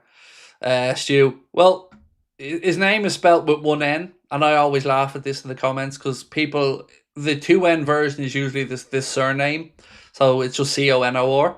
But I will certainly pass along your regards, and I'm very, very grateful and happy that you are enjoying the pod. Thank you. I love doing them as well. Yeah, thank you. How do you see Slot's position if the team still underperforms? I think he could use Salah as an excuse when he goes to the AFCON. Plus, I still can't get out of my head why we're ignoring Chiesa. That's mad. I think the owners are going to give him the season come what may.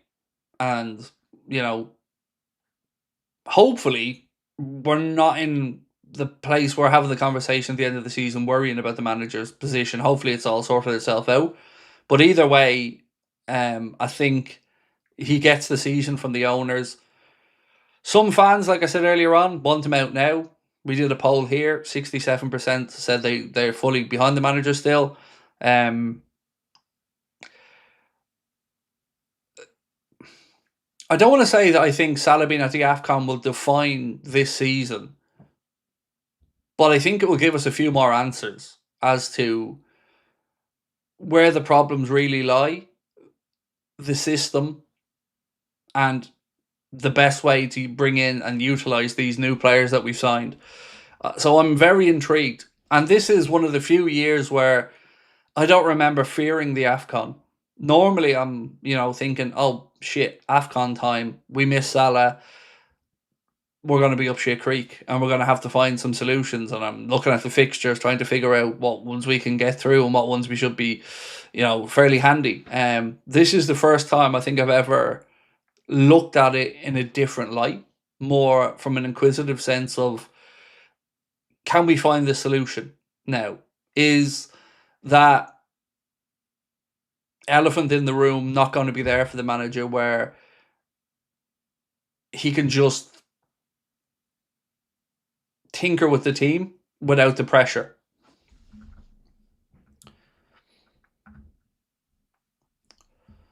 James said, hey Craig, big fan from Australia. Thank you, man. I'm in school at the moment. Don't get caught, man. Don't get caught.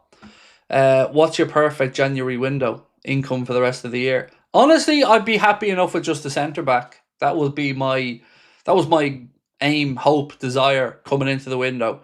Now I'm starting to get a bit greedy. As you see the Semenyo links coming in, you're thinking, oh, how about a bit of both? But yeah, if we could get a centre back in, I think that would shut me up enough anyway. And then look, if you go back to the summer, I'm fairly certain I said I'm not expecting anything in January would be grand. But then, of course, we had the injury to Leone, and Canade's been up and down. So centre back's a bare minimum. And then, you know, if it's possible to get in Semenyo, happy days, let's do that. Grandad's lad said, Craig, I don't love or want chaos. I want Liverpool 81 to 85. Total control, domination and confidence. In Europe, 77 to 85. Opposition knew they'd already lost when they stepped on the field. Well, let me take you back to something, if I can still find it here, which probably explains the situation better than I could. So bear with me a sec, dude.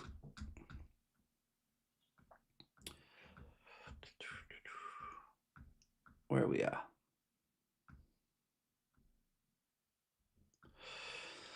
Of course, I won't be able to find this now, but I'm hopeful it's still here. Yeah, so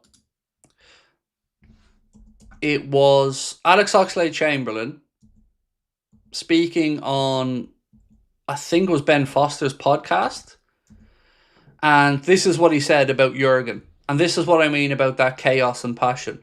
He said, Jurgen's biggest attribute, I thought, is literally getting the absolute most out of everyone physically. And first of all, and like me, I went out there as a winger come midfielder, attacking player, and he'd be celebrating me blocking the left back channel ball out for a throw-in. The dirty work. And I gained an appreciation for that other side of the game that I never really thought of before. Like, you do it because you do it, but I used to go on into games excited to block it and see him going, you know, getting the crowd going. So when it comes to his team talks and everything like that, you feel like you're going over the trenches into war, how he'd rile you up. And there wasn't in that Liverpool team, there was not one game I didn't think we were going to win. Every time we went out, Arsenal, City, whoever, we were going to win. That's what I'm talking about. We go out there and we just... When I say chaos, I mean controlled chaos. But we go out there with a mindset of, you won't be able to live with us. You won't be able to deal with what we're going to bring. We are going to swamp you. We're going to swarm you. You're not going to get a way out. You're going to have to go long. It'll be coming straight back at you. You think you can play around our press? Best of fucking luck. That's what I'm talking about, mate. I wasn't around to see the 70s or 80s of Liverpool and the total football. But I have been around to see us at our best in the modern era, and that was with that style of play, with that intensity, with that mindset of 15 minutes and it's gone. You look up, you blink, it's gone. Game's out of your hands, tough shit, bye-bye. That's what I want. That's what we've seen. So that's when I say chaos, that's what I mean. It's controlled chaos, but it's chaos because it brings out the best in us. And teams just don't know what to do. You know? We punched above our weight. We blew City away in some games with these 10, 15-minute periods where nobody can figure it out. And by the time they have, too late. Game's gone. Whereas with Arna, what we've seen is we feel our way into a game and then we make it, at least last season, we make the tweaks and then we grind them down and we win the game late. I just prefer it the other way. Liam said, usual love to all. Yorkshire's freezing. How's Ireland? Freezing, dude. Freezing. And of course, today was the day the heating packed up. But thankfully, we managed to dick about with it and get it going again a bit. Great to be listening again. Hope all is well. Thank you, Christian. Appreciate you. All's good with me, my friend, and I hope all is with you. Was in Milano for the Italy-Norway game. Spoke to a lot of Italians. Even they missed Chiesa. They were chanting his name. Haaland in good shape. Yeah, Haaland's incredible. But if you listen to Wayne Rooney, he's not one of the best three players in the Premier League this season because Mr. Rooney thinks that those best three players have been Gyökeres, Mbeumo and Semenyo. I don't know. He must be just saying that out of bitterness, right? Because Haaland's a City player. I can't think of any other reason because, you know, if you're talking about the best three players in the league this season, you're not mentioning Haaland's name. You're just being disingenuous. But to get back to the Chiesa thing, This is what I think should happen with the Semenyo situation. We bring in Semenyo and we move Chiesa back to Italy. And it's not because I don't like Chiesa or you don't like Chiesa. It's because it's just a waste of everybody's time at the minute having Chiesa at the club. And it's taken up a squad place and a wage that could be utilised by somebody who the manager actually will give game time to. So for me, I'd like to see us bring in Semenyo and move on Chiesa. And I got to reiterate, I'm not saying move on Chiesa because I don't think he's good enough. I absolutely do. But for some reason, the manager is of a different mindset. Right. So we've gone over 1,000 votes. We said, has Salah declined this season? 92% of people said yes, he's declined this season.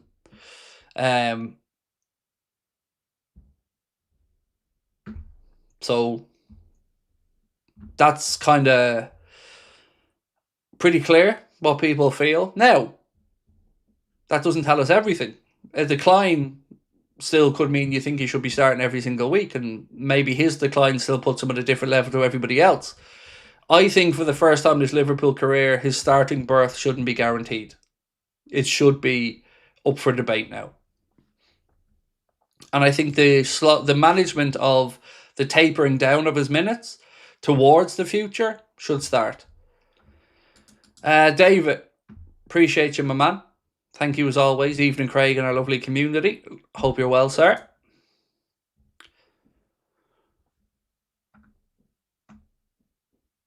Did someone see Mike Dean implying QPR through the game against City in 2012 title game? Mad if true. Maddie said it. So I haven't seen the segment, so I don't really know what to say. But this is the same man who said he didn't send his mate to the monitor because he didn't want to get his mate into trouble. And yet Sky throw him on there as the voice of refereeing to tell us all the ins and outs of decision making. It says a lot to me about integrity and football fans being taken for fucking idiots, which winds me up. Do you think Semenyo would be an upgrade to Salah? I don't know if he'd be an upgrade or not, but he's another option. Another good option. See, this is the way I look at it. If Chiesa was playing and Rio was playing, I wouldn't be having the conversation about Semenyo. Because we would say then, right, we have 6 forwards. One of them isn't at his standards. There's 5 other ones. Let's rotate and mix it up. But for whatever reason, Chiesa and Ngamoa aren't being given chances. So I keep coming back to this same thing. We're playing a season with 4 forwards, one of whom 92% of us have just said has dropped off in form. 2 more that the manager won't use. One in Isak that is still finding his way into the club. And then you've got Gakpo and Ekitike. It boils down to that simply for me. Why have 6 forwards if we only have 4? It just undermines ourselves. It undermines the season. And it also makes it harder to keep players fit because you don't naturally have people to come in and rotate them out. It just undermines everything. And I don't like it. And I moaned about it last year with Elliott and Chiesa, and I'm moaning about it this year with Rio and Chiesa, because it's the same thing. We're being told one thing, but what we're actually seeing week in and week out is very much different. So if you want a small squad, you best be trusting every single player in that squad or we have a problem. So the manager said he wants a squad of 2021. Cool. But you have to trust those 2021 or we're undermining ourselves again.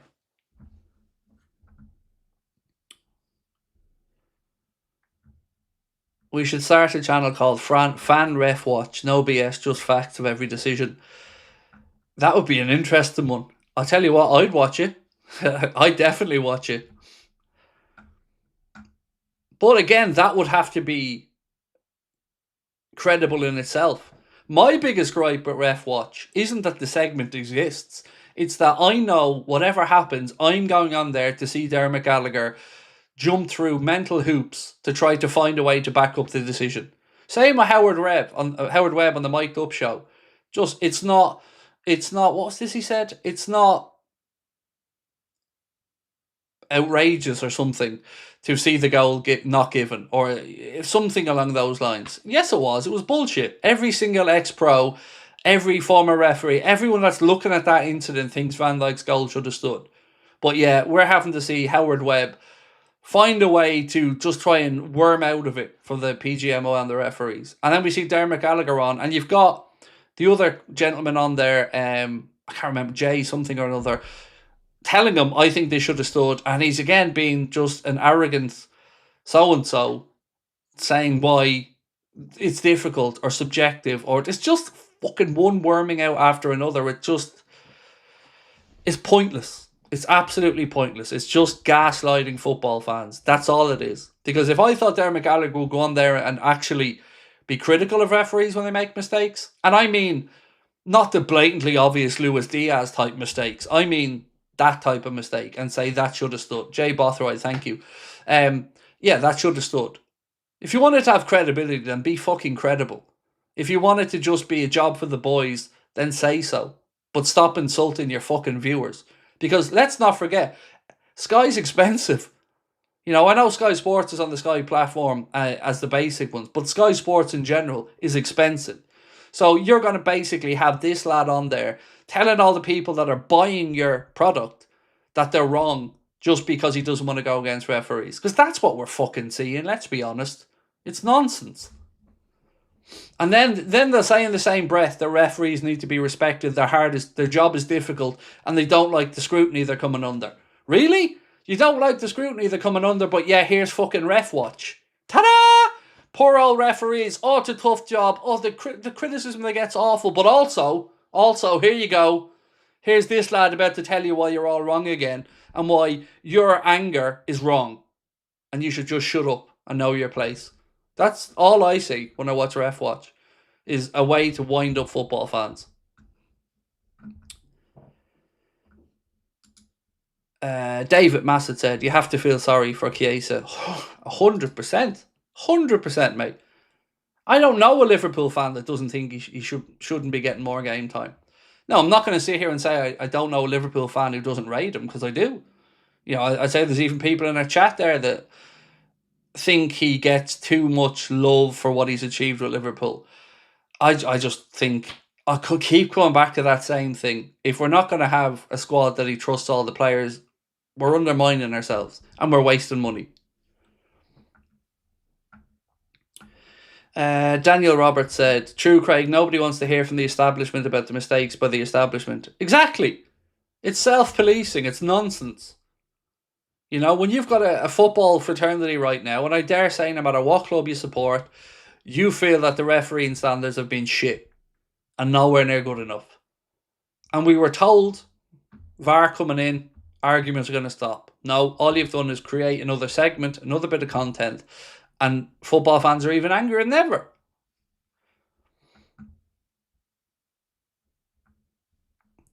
So do you guys agree on the Ref Watch segment, or is there people who actually enjoy Ref Watch? Because maybe I'm reading the room wrong here, but for me, I just find myself shouting at the television. You know, it just winds me up. I actually asked in our Discord group, I asked some of our friends in there that are from the States, and I asked them, when you guys are watching the NFL, the NBA,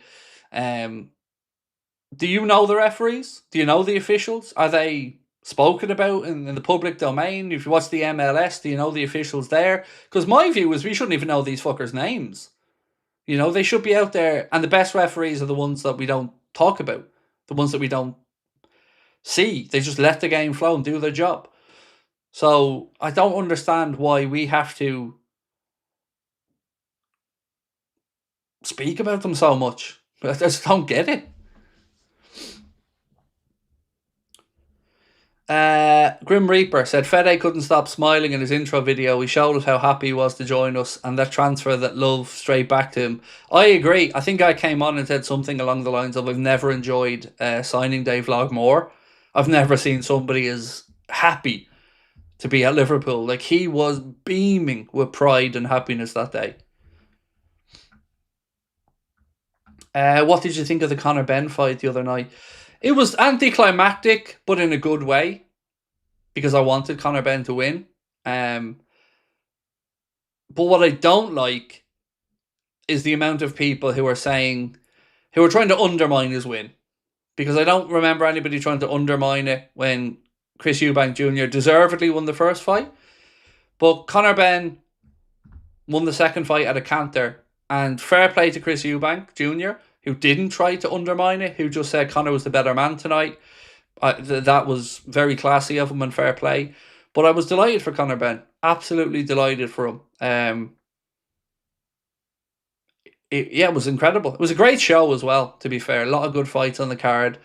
It was just one of those big events that, the great and the good come out for. What's your opinion on Vinny to Liverpool? My opinion is that I wouldn't take him on a free transfer. And I think that the Fikahe story is absolute pony, to be polite about it. Just don't. There's nothing to that story. Like, I would even just talk about his wages. There's no way we'd pay it. Whatever he's going to ask for, there's no way we'd pay it. It's just the most un-Liverpool type signing and player possible. Just nothing about that story makes sense. Craig, did you know that you're a legend? No, mate, I didn't. Nor am I. I feel like a fraud. I say this all the time. I don't understand it. Where the channel's at, where it's at. I don't get the appeal. I don't understand. I think I know my football. I'm confident enough in that. But how this channel is the most watched Liverpool fan channel in the world, I'll never ever get. I keep thinking tomorrow you'll realise. I'll come on tomorrow and you'll realise I'm an asshole or I'm not good enough, and you'll leave and you'll find somebody better. I'm very insecure as a person in that, because I feel like there's a glitch in life and I'm living somebody else's life, or I'm getting somebody else's just rewards, if that makes sense. And it might be because of the first part of my life was tough. How do I say this? This means so much to me, and I appreciate it all so much that it weighs heavy on me to try to justify my existence, because I don't feel deserving of your time and your love, if that makes sense. So yeah, that's why I keep saying thank you, thank you, thank you, thank you, because I'm a guy who 15 years ago was locked up in a lockdown ward in a mental health hospital with a shitload, 100 grand's worth of debt, nowhere to live, and had nothing except Sabrina. And to be fair, some good extended family support as well.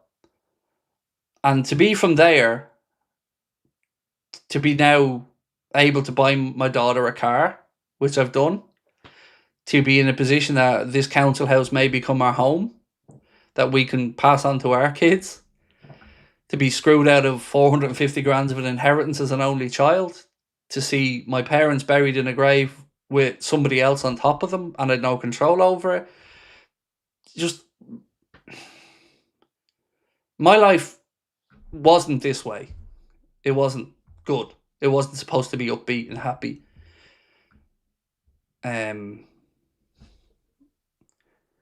So yeah, I definitely have imposter syndrome in this life.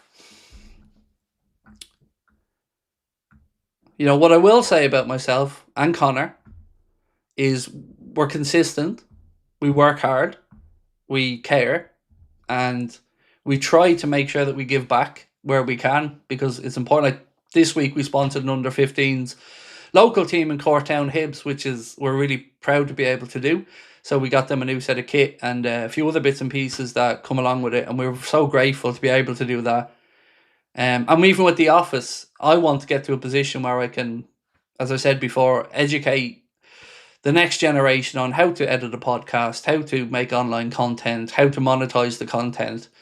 I want to repay the unbelievable faith that people have put in me. It means a lot. Like, think about it. I'm Irish. I'm not based in the UK. We've had no TV publicity, nothing, and we are the most watched Liverpool fan channel in the world. That's incredible. And I'll never ever feel worthy of that.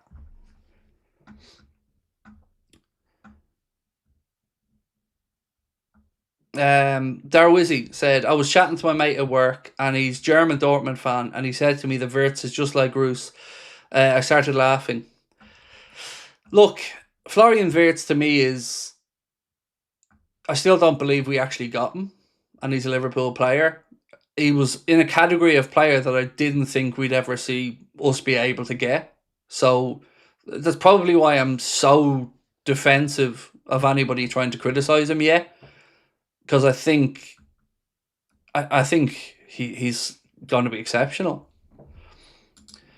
I believe we'll sign Guéhi and Semenyo in January. Gomez will go in the summer, and we'll sign Schlotterbeck to replace him.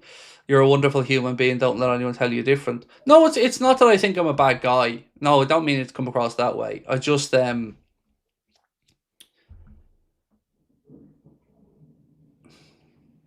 just not used to good stuff. I'm not used to things going well. I feel uneasy when things are going well. I feel like something bad's about to happen or should happen next, because that's generally been the pattern. But, you know, I'll keep turning on the camera and I'll keep being here, and if people are still here, happy days.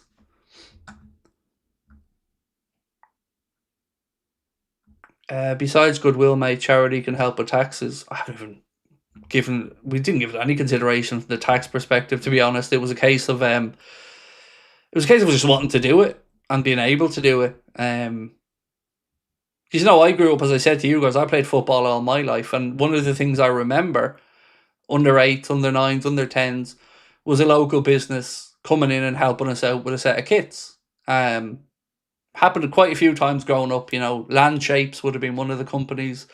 And it always, I remember the feeling of getting that new set of kits and thinking, somebody thinks enough of our team to come in and do this for us. And it meant a lot to me as a kid playing. So, yeah, it's a no-brainer to be able to do it. Like, it just feels like something, it's a natural thing to do. Lucas said, I've seen many videos saying we should go back to a 4-3-2 formation, Wirtz and left wing, leave 4-2-3-1 behind. I also saw people saying we should get 2 centre-backs and play 3-4-1-2. What do you think? I think people focus too much on the 4-3-3 and the 4-2-3-1, and it's fluid at times. So I think that formation or any variation of it, we talk too much about. The 3-4-1-2 or 3-5-2 or whichever way you want to dress that up. I think the personnel we have at the club in the fullback positions would lend itself well to that, but we don't have enough centre backs at the minute. And there are, like any formation, there are pros and cons to the formations, and a lot of managers roughly stick to a similar formation. Like I said, Arna seems to be a variation of the 4-3-3. Whether it's 4-2-3-1, 4-2-1-3, or any myriad of that, or even a 4-2-2-2. So I'm okay with it. It just comes down to what's best for the personnel and what works best for the players. And this season, whatever way we've set up, it just hasn't looked the same, and it hasn't looked as impactful. And we've looked too passive at times. Right, ladies and gents, I'm going to say goodnight, and I will see you guys tomorrow. What day is tomorrow? Thursday. Yeah, we'll see you guys tomorrow. Preview is going to come out on Friday, because Friday is going to be our day off live content this week. So we will see you tomorrow. Preview video will be out on Friday. Connor will be on in the morning with a news update, and then I'll see you guys at about 4:45 for a news video, and then a stream tomorrow night. Yeah, appreciate you all coming in again and joining us. Thank you for everything, and yeah, we'll see you tomorrow. Have a good one.